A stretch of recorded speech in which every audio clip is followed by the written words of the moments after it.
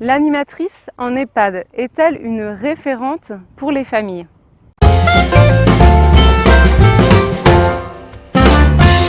L'animatrice ou l'animateur en EHPAD, bien évidemment, est une référence pour les familles. Bien entendu, cette personne n'est pas là en référence pour la partie soins, mais on parle bien évidemment de la vie sociale. Et d'ailleurs, il est fondamental pour un animateur ou une animatrice en maison de retraite d'entretenir un lien étroit avec les familles, et ce pour plusieurs raisons.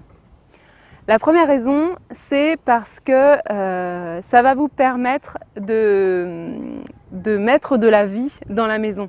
Plus les familles se sentiront bien dans l'établissement, plus elles auront envie de venir voir leurs parents. Et si elles s'y sentent bien, elles apprécieront y revenir, et peut-être même qu'elles viendront plus souvent avec l'envie de participer, avec l'envie d'être là peut-être pour certaines activités pour accompagner leurs parents.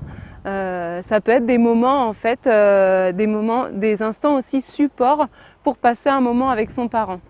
Donc il apparaît très important de valoriser la présence des familles, bien sûr sans en faire trop. Quand on se sent valorisé, on éprouve plus une certaine envie de revenir, de participer, de venir voir ce qui se passe, d'être acteur dans la vie de l'établissement. C'est d'ailleurs très important de valoriser la présence des familles et la participation parce que ça va permettre en fait éventuellement d'encourager d'autres familles qui ne seraient pas présentes à peut-être être un peu plus présentes sur l'établissement et un peu plus participer. Ce qui fait toujours grand bien aux résidents d'avoir du monde qui vient prendre le café, qui vient faire la belote.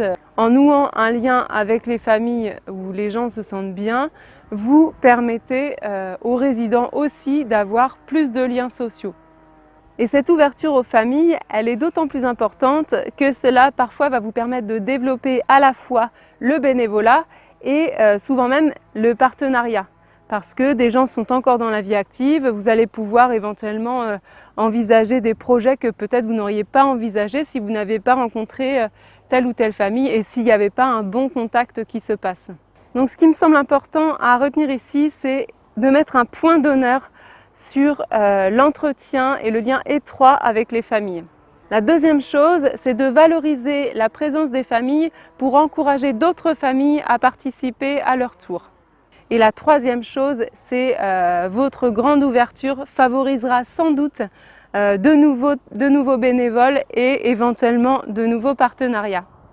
Si cette vidéo vous a plu, je vous invite à mettre un petit pouce en l'air et à la commenter si vous pensez que j'ai oublié des choses. Et n'hésitez pas aussi à vous abonner à la chaîne pour recevoir les autres vidéos. En attendant, je vous dis à très bientôt en vidéo.